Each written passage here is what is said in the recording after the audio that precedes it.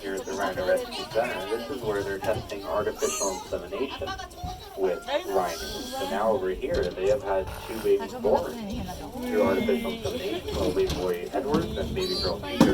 The first 2 southern white rhino babies born through artificial insemination in North America. So very important work going on right here for the future conservation of rhinos. Because you may know that rhinos are poached for their horn. Poachers kill the rhino, take the horn, sell it. It'll eventually be used as medicine. We places all around the world, the rhino's horn has medicine to cure anything from like a headache to cancer. That horn, you just kill your fingernails. It's the same thing. With our fingernails and our hair, it is keratin. There's no medicine in any rhino's horn, just like there's no medicine in anybody's fingernails. Rhinos are killed for nothing. So it makes our breeding efforts in this park so important, and our conservation to help protect rhinos in the wild, which you already help while you're visiting.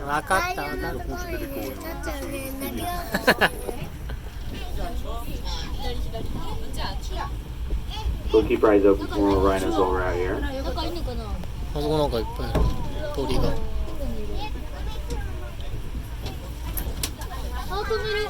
There goes a pelican. We've now made it to South Africa. You can look out there. As far away as you can see, 65 acres of open land for these animals to roam around and interact with each other like they would in the wild. We have lots of big open fields like this. The park is just one of them. Most of this park is out here where you cannot walk to. This is where the safari park all started 47 years ago. This is the first thing they built here. So it's been like this from the beginning. We were started as the breeding facility for the San Diego Zoo. So that's why we have big open fields that allows us to breed large groups of animals very successfully. And that's important for us because of how many different endangered, vulnerable, and threatened species are so good at breeding here. Like rhinos, we've seen a lot more you'll see all day, and some more we can find on this ride. But also while we're out here, you might find some animals that don't belong to us, like the deer.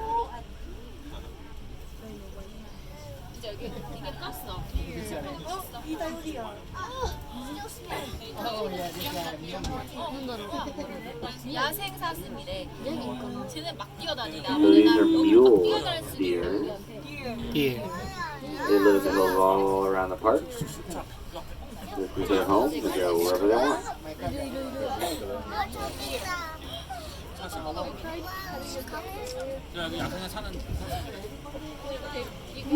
So keep your eyes open everywhere, basically, because we could also find more local wildlife like the deer.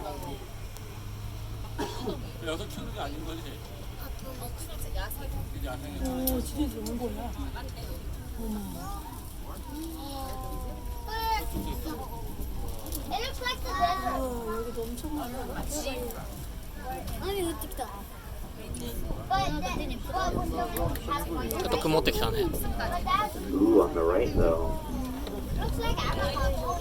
Did you find the vulture? Yeah, you did. There's one right up on the bushes. You got the vulture on top of the rock. These are rupal vultures with the speckled wings. That one's shaking right now. Rupal vultures are super cool. They are the literal cleanup crew for the ecosystem. So an animal passes away, what's cleaning it up? Vultures, that's what we're talking about. They're eating all the leftover carcasses left behind from the other animals, like those bones that are down there. Those ones are fake. That's a big job these vultures have, and that job is very important. Just like vultures eating their dinner, because their specialized immune and digestive system that's killing bacteria and viruses, they help to stop and slow down the spread of diseases that grow in those carcasses. We're talking rabies, anthrax, botulism, tuberculosis, cholera, the plague. You get the idea, keep going. Diseases that also hurt people. So in areas there's a really big decline in vultures, there could be higher outbreaks of many diseases in people. These birds are very important to protect, not only for the ecosystem, but also for human health through disease control. The rupal vulture right next to you is critically endangered. The world has 23 different species of vulture. There's 23 different vultures in the world. 12 of those are endangered. That's how. It's a big problem. You might be thinking like, oh, whatever, that's an Africa or something. We have a critically endangered vulture from right here. The California condor. You may have heard of them before. There were once only 22 California condors left. We took them all in, we bred them. Now there's almost 500 and they're having babies again back in the wild due to our reintroduction program. So there's more vultures you can check out around the park today. Go see them. All of these animals you see here today depend on vultures to survive, including us. And the red river hog is on the right too. They're walking along the hillside into the trees, doing what they do best, got their head down. They're going to sniff around the dirt, find something that smells good. Dig it up, eat it. Use their nose like a shovel. Dig up under the dirt, grab stuff, eat. They love eating roots. A bunch of trees in there have their roots dig up. Get to do that. So red river hogs are digging up roots. The animals on the other side are mostly going to be grazing on the top of the grass, like you see these antelopes doing right now. The big white antelopes up the hillside, the patterns of demons, one of the largest antelopes. Some people try to use them as livestock. Then we have some coffee brown antelopes down here. Next, those are white faces and curved horns are the sable antelope grazing the grass as well.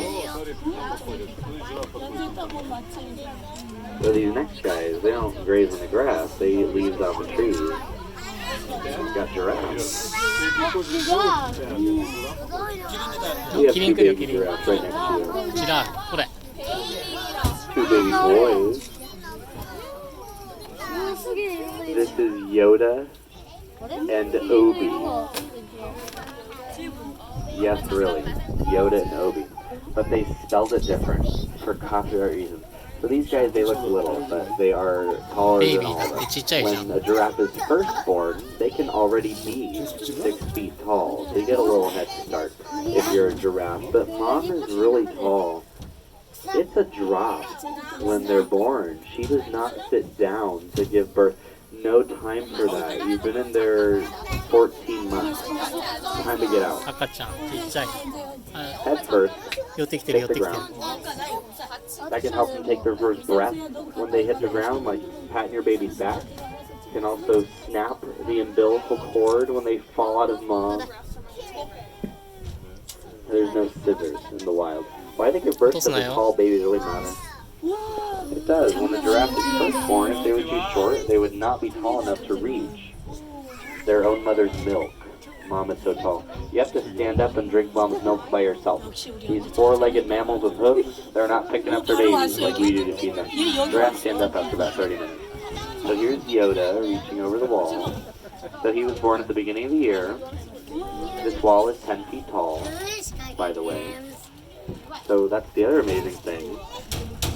He'll almost be 1 year old. When he turns 1, he will have about doubled his height. They're born 6 feet. When they turn 1, they can be about 12 feet already.